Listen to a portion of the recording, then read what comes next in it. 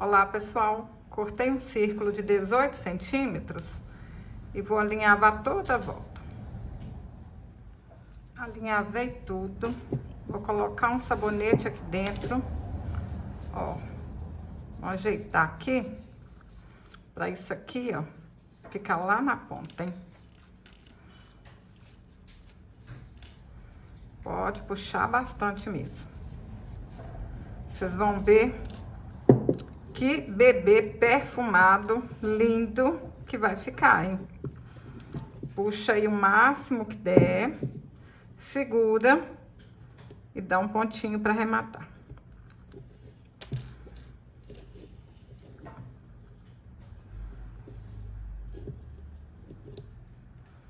Pessoal, cortei 2 círculos de 7 centímetros, fiz o fuxico e enchi com plumante. Agora, vamos colar aqui, ó. Aí, vocês põem aqui, aperta e espera secar. Os pezinhos, eu fiz com círculo de 8 centímetros. Vamos passar a cola quente aqui, ó. E apertar os pezinhos.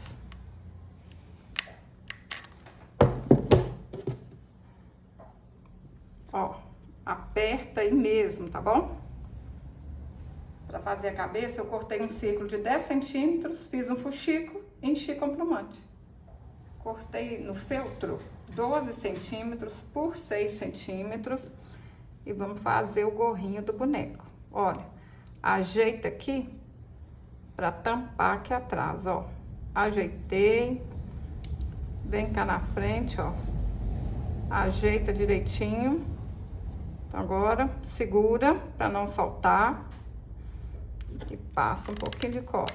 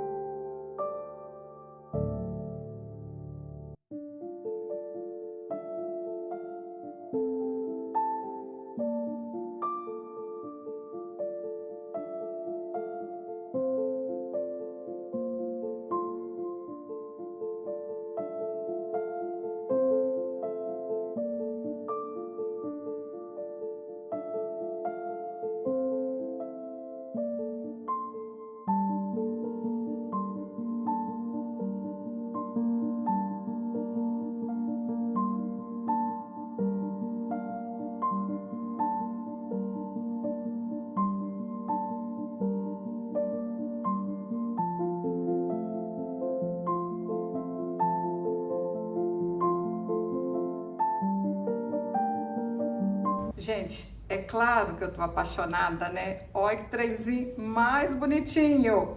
Um bebê cheiroso. Se você gostou desse vídeo, curte, compartilhe, deixe um comentário. Até o próximo vídeo. Saúde e paz.